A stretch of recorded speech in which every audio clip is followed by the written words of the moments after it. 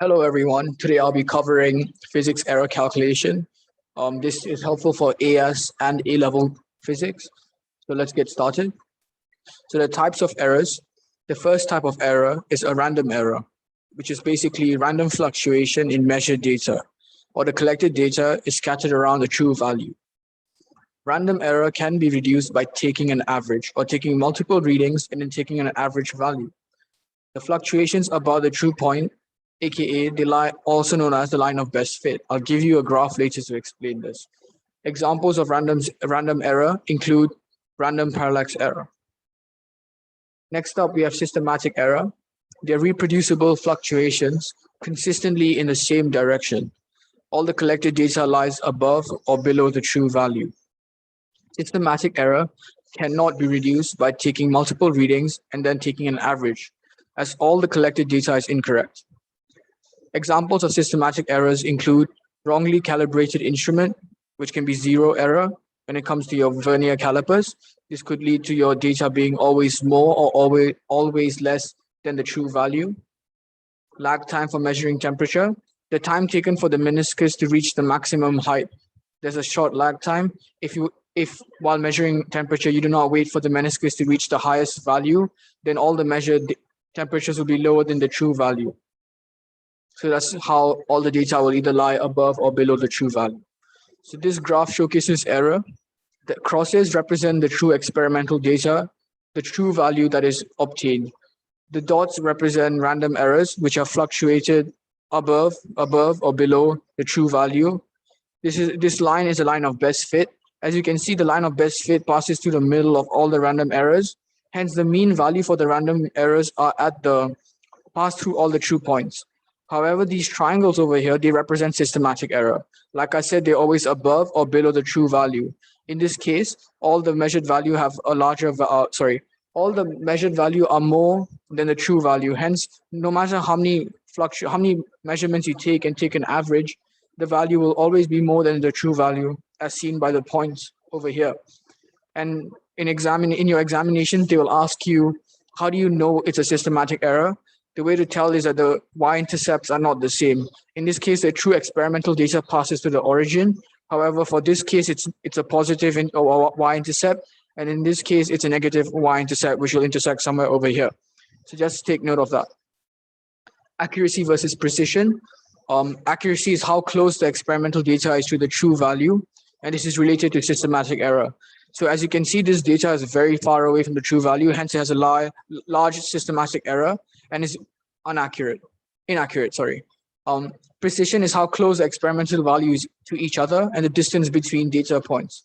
And this is related to random error. In this case, all the data points for the systematic error are very close to each other.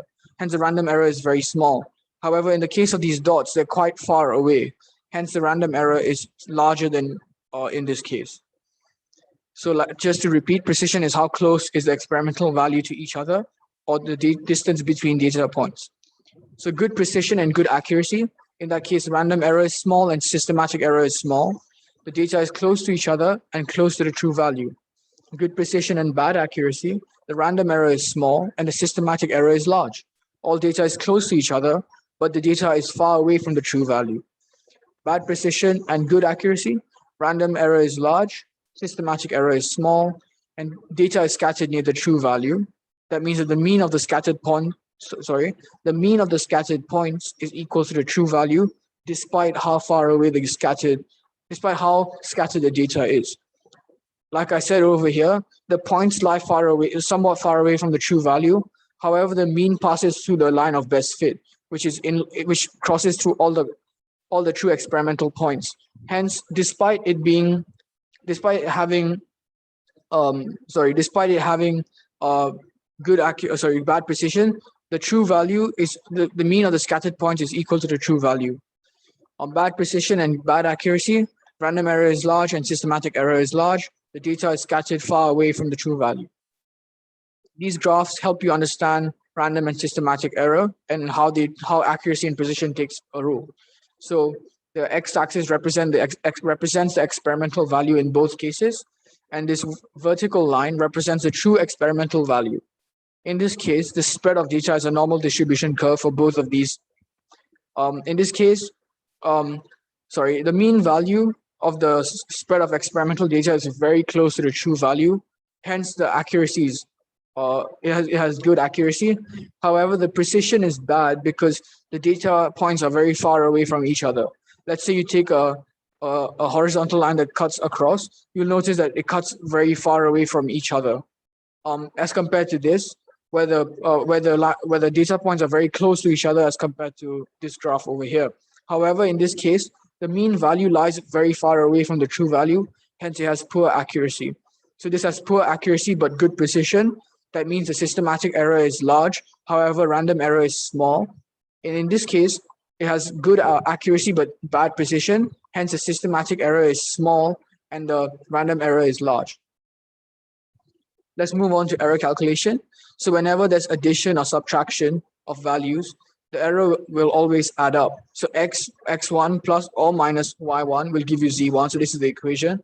Hence the error in z is equal to the error in x plus the error in y. Whenever multiplication or division occurs, fractional uncertainty is added up.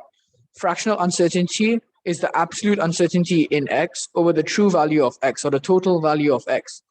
Percentage uncertainty is delta x, which is absolute uncertainty over the true value of x times 100.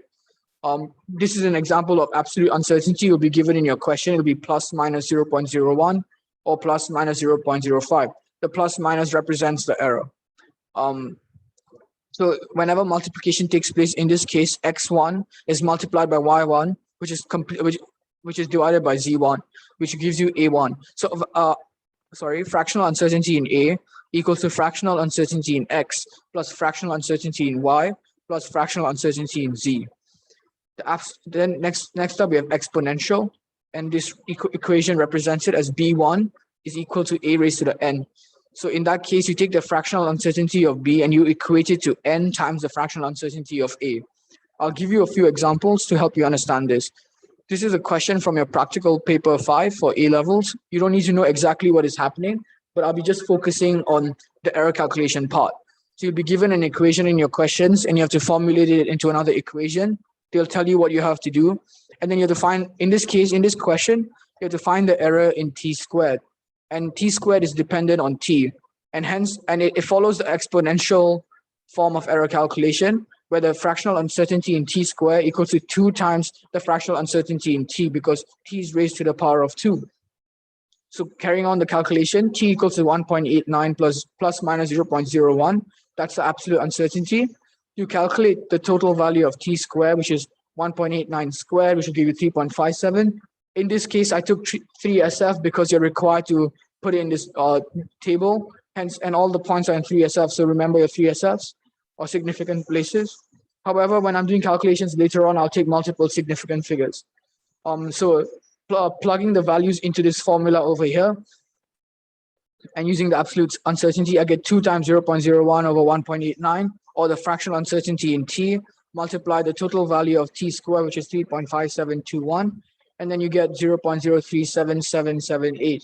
Remember that your error or your absolute uncertainty in t squared must have the same decimal points as the absolute uncertainty in t. This has 2 decimal points, hence this will have 2 decimal points. However, please check your marking schemes and your examiner reports before you before giving your examinations to see whether this has changed.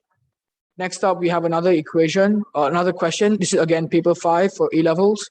You'll be given an equation which you have to reform in this case, and you have to find. Basically, the question will tell you what you have to find. You don't really have to worry about it. It's not that difficult. So in this case, you have to find the error in ln v, and we know ln v is dependent solely on v because ln v is calculated by using the natural logarithm on v. So delta absolute error, the fractional uncertainty in ln v equals to the fractional uncertainty in v, and you can calculate it as such.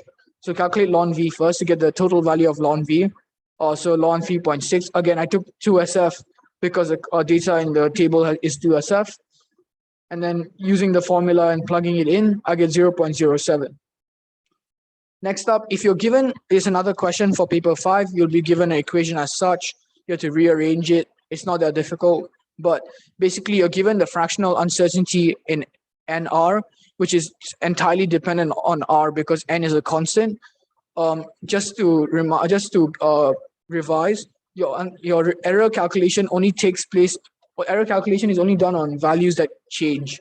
Constants don't take part in error calculation. In this case, N is not considered in the error calculation because N is a constant and has a constant value of 1, 2, 3, or 4. And hence the hence the percentage error in NR is solely dependent on the percentage error in R. You'll be given it as 10%. However, I would recommend you to write out the entire equation as such. Delta R over R times 100 equals to delta NR over NR times 100, so you don't confuse yourself. In this case, if you put only 10%, you might divide by 100 or multiply by 100 unnecessarily. So 10, because it's 10%, hence you write 10 over here, and delta NR over NR times 100, then you plug in the values from the experimental data and you get 0.5. It's not very difficult. I just wanted to give you a brief understanding of error calculation. We have come to the end of this video. I hope you guys understood error calculation. It's a very small topic. It's very easy, so try not to make any mistakes. Remember how to calculate your error. Memorize these formulas so you can have a better understanding. And if you're ever getting confused, like I said, write out your equations as such, and before you plug in the data so you don't make mistakes. Remember to check whether it's a constant or whether it's a variable, so you know if it's taking part in the error calculation. All right, thank you so much. Please share this video and give us a like if you understood everything. And if you like our content, please let us know in the comments. Thank you so much and goodbye.